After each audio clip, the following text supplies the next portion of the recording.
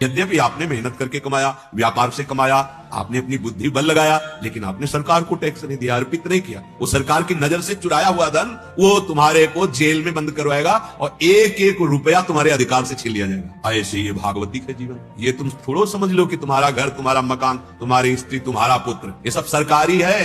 तभी बैठ के रोते हैं भगवान ने छीन लिया, ऐसा कर दिया। सरकारी कभी भी कहीं ट्रांसफर हो सकता है, किसी का भी, किसी भी शरीर से किसी भी दूसरे शरीर में भेजा जा सकता है, होश में, विवेक में। फिर इसके बाद तुम पश्चाताप करके कोई भगवान नहीं है, कोई सहयोगी नहीं, ऐसे आप बातें करते हो। नहीं, आप अपने आचरण सुधारो, धर्म से चलो, फिर देखो ना। देखो संपत्ति किसे कहते हैं? हमारा हृदय शीतल है, शांत है और संतोषी है। बड़ी भारी संपत्ति मिल गई और हमारा हृदय अशांत है, चिंतित है और असंतोषी है, तो विश्व के सबसे बड़े धनी होने पर भी तुम बहुत गरीब हो। यहाँ हृदय को आनंदित नहीं देखा जा रहा। यहाँ माना जा रहा है कि भोग से आनंद है, धन से आनंद है, संपत्ति नाना प्रकार की बढ़ जाए, आनंद किसी को नहीं मिला। धर्म का त्याग करके, अपने कर्तव्य का त्याग करके कुछ भी कमा लो, परिणाम में एक ही शब्द होगा जिसको कहते हैं नाश। तुम्हारे हाथों में, तुम्हारे नेत्रों में, तुम्हारी बुद्धि में सब दैवी शक्तियों का अधिकार है। अगर आप धर्म से चलोगे तो यही आपके ऐसे कर्म कराएंगे कि भगवत प्राप्ति हो जाएगी। कर्तव्य का पालन किया नहीं तो घूमो लिए।